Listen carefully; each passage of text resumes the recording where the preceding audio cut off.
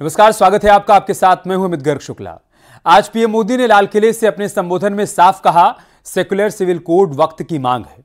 देश का एक बड़ा वर्ग मानता है कि देश में अभी जो सिविल कोड लागू है वो एक कम्युनल सिविल कोड है। इसमें बदलाव की जरूरत है और आने वाले वक्त में इसमें बड़े बदलाव की उन्होंने स्पष्ट संकेत भी दे दिए, जिसके बाद कम्युनल और सेक्युलर सिविल कोड पर सियासत शुरू हो चुकी है।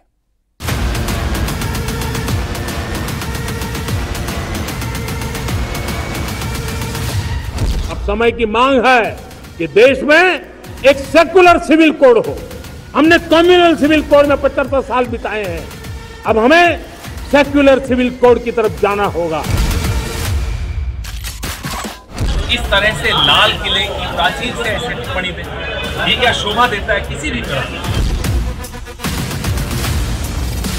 कि हमारे विकास से किसी को नुकसान नहीं होने वाला है। हमारे विकास से सभी लोग आगे बढ़ेंगे। क्या मोदी सरकार देश में यूनिफॉर्म सिविल कोड लाने की तैयारी कर रही है? क्या सेकुलर सिविल कोड या यूनिफॉर्म सिविल कोड या समान नागरिक संहिता यानी सभी धर्मों के लिए एक ही कानून लागू होने वाला है? इसका जवाब आज प्रधानमंत्री मोदी ने लाल किले की प्राचीर से दिया। प्रधानमंत्री मोदी ने साफ कहा कि देश में एक सेकुलर सिविल कोड की जरूरत है, क्योंकि बांटने वाले कानूनों को समाज से दूर किया जाना चाहिए। जो संविधान निर्माताओं का सपना था, उस सपने को पूरा करना हम सबका दायित्व है।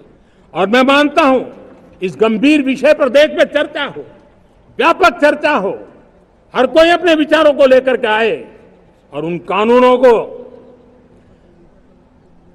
जो कानून धर्म के आधार पर देश को बांटते हैं, जो ऊंच नीच का कारण बन जाते हैं, ऐसे कानूनों को आधुनिक समाज में कोई स्थान नहीं हो सकता है। और इसलिए मैं तो कहूंगा अब समय की मांग है कि देश में एक सेकुलर सिविल कोड हो। हमने कम्युनल सिविल कोड में 75 साल बिताए हैं, अब हमें सेक्युलर सिविल कोड की तरफ जाना होगा। और तब जाकर के देश में धर्म के आधार पर जो भेदभाव हो रहे हैं, सामान्य नागरिक को जो दूरी महसूस होती है, उससे हमें मुक्ति मिलेगी। देश में समान नागरिक संहिता आती है तो फिर सभी के लिए एक ही कानून होगा, फिर चाहे वो किसी भी धर्म या जाति का ही क्यों ना हो। आसान भाषा में कहें तो एक देश एक कानून, क्योंकि अभी शादी, तलाक, गोद लेने के नियम, उत्तराधिकारी, संपत्तियों से जुड़े मामलों के लिए सभी धर्मों में अलग अलग कानून हैं। ऐसे में पीएम मोदी के बयान पर राजनीति भी शुरू हो चुकी है। क्या प्रधानमंत्री को जो संविधान की शपथ लेते हैं शोभा देता है आज के पवित्र दिन बाबा साहब अंबेडकर के खिलाफ इस तरह से लाल किले की प्राचीर से ऐसे टिप्पणी दे, ये क्या शोभा देता है किसी भी तरह? हिंदू रिफॉर्म कोड बनाया था, उसके खिलाफ वाद बोल रहे हैं, लाल किले की प्राचीर से बोल रहे हैं। किसी देश के प्रधानमंत्री को जो संविधान की शपथ लेते हैं इस तरह की टिप्पणी शोभा नहीं है। वो कम्युनल सिविल लॉ है। स्वतंत्रता सेनानियों के बनाए हुए कानून को कम्युनल सिविल लॉ बताना ये बहुत ही दुर्भाग्यपूर्ण है। 10 साल से मोदी जी की सरकार है, पहले दिन से वो बात कर रहे थे कॉमन सिविल लॉ लाएंगे, तो ले क्यों नहीं आए? उनकी हिम्मत तो ले आए, उनको उस पर रोक कौन रहा? उनको कर लेना चाहिए था। लेकिन कुछ करने के बजाय सिर्फ बोलते जाना, ये मोदी जी की आदत है। दरअसल समान नागरिक संहिता का मुद्दा मोदी सरकार के टॉप एजेंडे में रहा है। अयोध्या में राम मंदिर बनाना, कश्मीर से 370 हटाने के साथ साथ समान नागरिक संहिता भी शामिल रहा है। राम मंदिर और 370 का वादा पूरा हो चुका है। अब बीजेपी का मानना है कि जब तक समान नागरिक संहिता को अपनाया नहीं जाता, तब तक लैंगिक समानता नहीं आ सकती। यूसीसी आज देश के लिए एक शिक्षा का केंद्र बना है कि कैसे लागू हो सकता है। नकल विरोधी कानून, वो भी उत्तराखंड से है। धर्म आंतरण कानून, ऐसे अनेकों कानून हैं जिसके कारण से उत्तराखंड ने प्राथमिकता पे उसमें आगे बढ़े हैं। और देश को और अनेकों राज्यों को, जो गैर भाजपा सरकारें हैं, उनको भी लग रहा है कि भी लागू होना चाहिए। सब लोग उसको स्टडी कर रहे हैं और मुझे लगता है कि जल्दी ही देश को, जो देश के प्रधानमंत्री ने कहा है विकसित भारत, और विकसित भारत के लिए वन नेशन वन इलेक्शन है, यूसीसी है, बच्चे स्टूडेंट्स अपने डॉक्टरों के लिए सीटें बढ़ाने का काम है, महिलाओं को आगे बढ़ाने की बात है। तो क्या अब देश में सेक्युलर यूसीसी का टाइम आ गया है? क्या सांप्रदायिक यूसीसी का टाइम खत्म हो चुका है? क्योंकि लाल किले की प्राचीर से पीएम मोदी ने देश के नाम जो संदेश दिया है, उसमें अब सेकुलर का जिक्र विपक्ष को चुभने लगा है। Bureau report, news 18।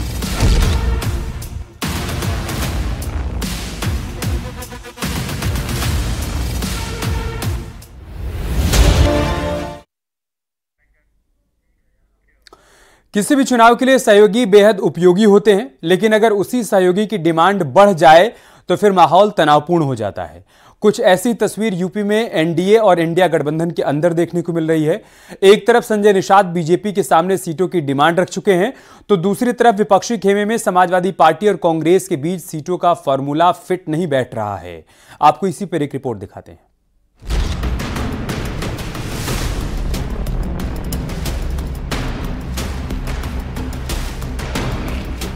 क्या एनडीए और इंडिया गठबंधन में सीट शेयरिंग पर खटपट शुरू हो चुकी है? क्या सहयोगी दल उपचुनाव में सीटों की डिमांड पर अड़ चुके हैं, या फिर छोटे छोटे दल अपने सियासी अस्तित्व को बचाने के लिए ज्यादा से ज्यादा सीटों पर चुनाव लड़ने का मन बना चुके हैं?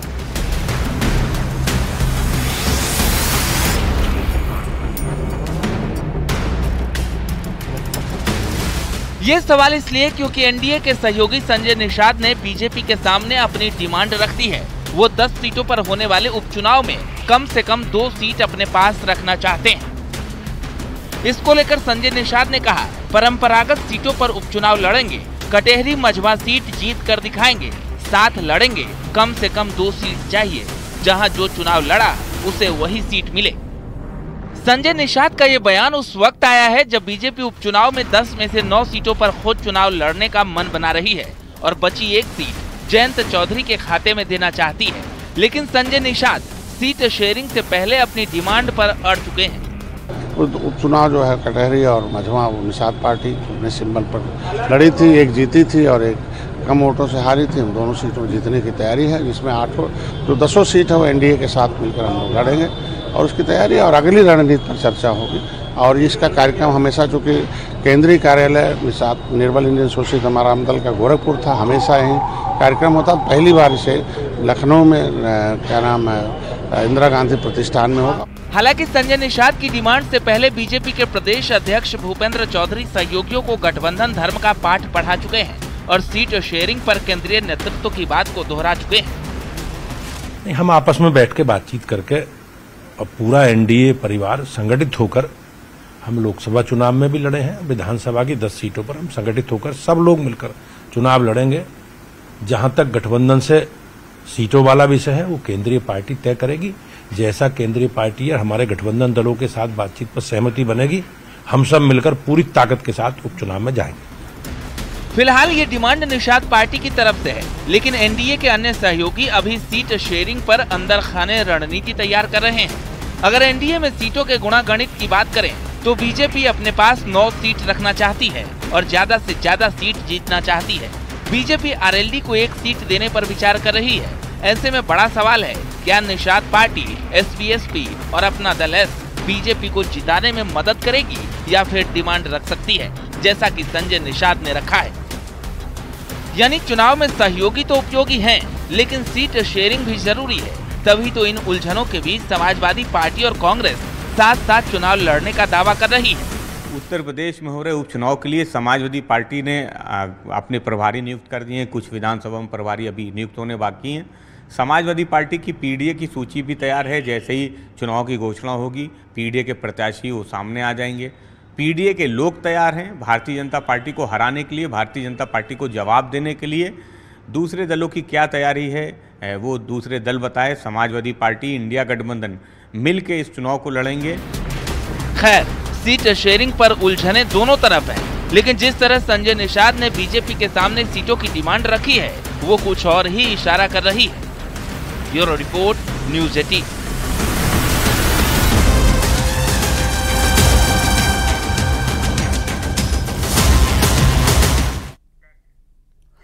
और बात करते हैं कोलकाता में निर्भया कांड पर आधी रात के अंधेरे की।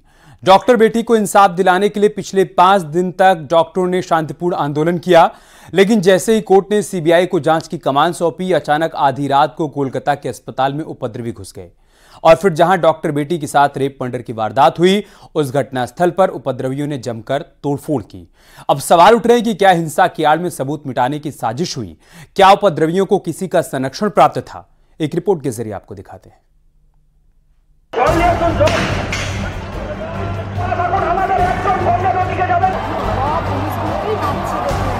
आधी रात को कोलकाता की बेस्ट पुलिस बेबस पुलिस बन गई। आधी रात को कोलकाता में गुंडा राज कायम हो गया। आप यहाँ का कंडीशन देख सकते हैं, हजारों के संख्या में ये मॉब आया है, हम लोग पे अटैक भी किया है। आधी रात को 1 घंटे तक 5000 उपद्रवियों की भीड़ ने कानून के रखवालों को तमाशबीन बना दिया।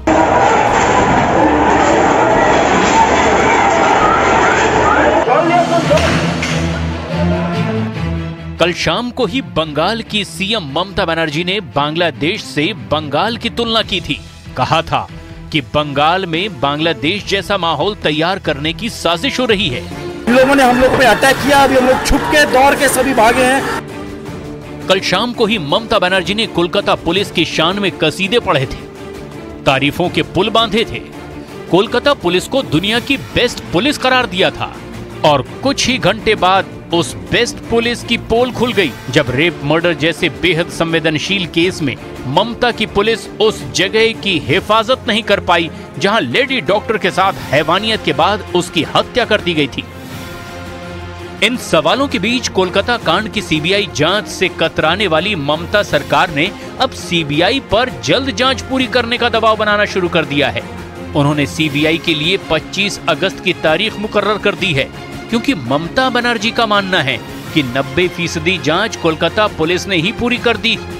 इसलिए वो मानती हैं कि बाकी 10% जांच पूरा करने के लिए अगले 10 दिन ही काफी हैं। फांसी होक दोषीদের এবং আগামী রবিবারের মধ্যে সিবিআই কে ফাঁসি ব্যবস্থা করতে হবে এবং পুরোপুরি তদন্ত উদ্ঘাটিত করতে হবে। যদিও আমাদের কলকাতা পুলিশ তদন্তে 90% করে দিয়েছে। इधर ममता की बेस्ट पुलिस उपद्रवियों की पहचान में जुट गई है। वीडियो फुटेज के आधार पर अस्पताल में बवाल काटने वाले उपद्रवियों को चिन्हित किया गया। इस भीड़ में लड़के लड़कियां दोनों शामिल थे। कल यानी 14-15 अगस्त की आधी रात को कोलकाता की सड़कों पर निकलकर प्रदर्शन करने का प्लान रिमझिम सिन्हा ने बनाया था। रिमझिम ने इसे द नाइट इज आवर का नाम दिया था।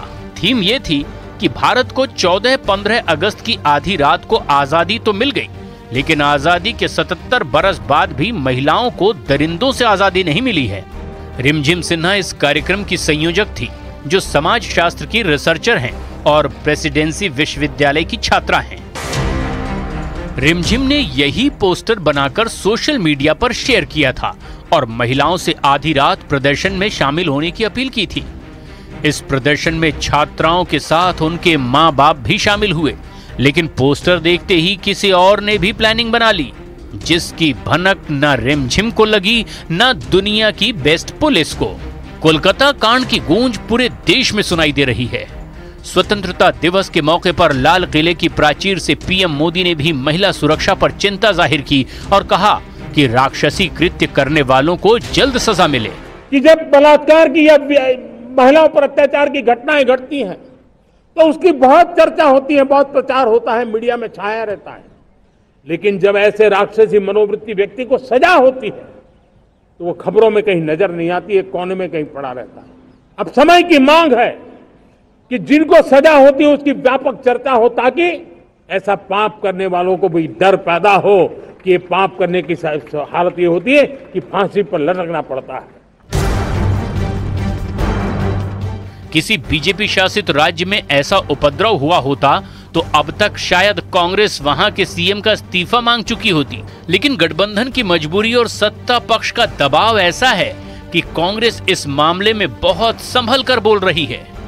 जबकि टीएमसी ने अस्पताल पर हमले को दुर्भाग्यपूर्ण बताया है, वहीं बीजेपी का आरोप है कि अस्पताल में उपद्रव करने वाली भीड़ टीएमसी के गुंडों की फौज थी, जिन्हें ममता बनर्जी ने डॉक्टरों का आंदोलन खत्म करने के लिए भेजा था। कुल मिलाकर ममता की बेस्ट पुलिस सैकड़ों सवालों से घिर चुकी है। कोलकाता में 8 अगस्त की रात से 14 अगस्त की रात तक जो कुछ भी हुआ उसने बंगाल में कानून व्यवस्था की बदरंग तस्वीर पूरी दुनिया को दिखा दी है।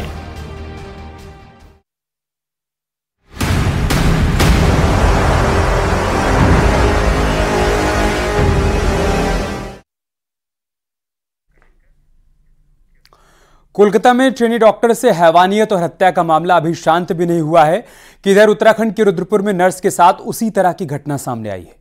बीती 30 जुलाई को रुद्रपुर के एक निजी हॉस्पिटल में काम करने वाले नर्स के साथ दरिंदगी हुई और सिर कुचलकर उसकी हत्या कर दी गई। पुलिस ने आरोपी को जोधपुर से गिरफ्तार किया। रिपोर्ट देखिए।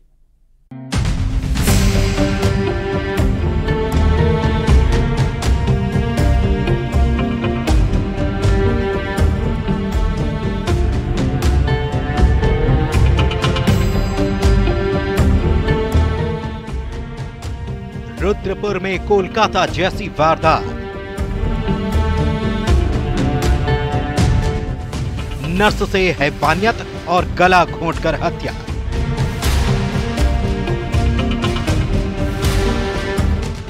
आठ अगस्त को मिली थी झाड़ियों में लाश।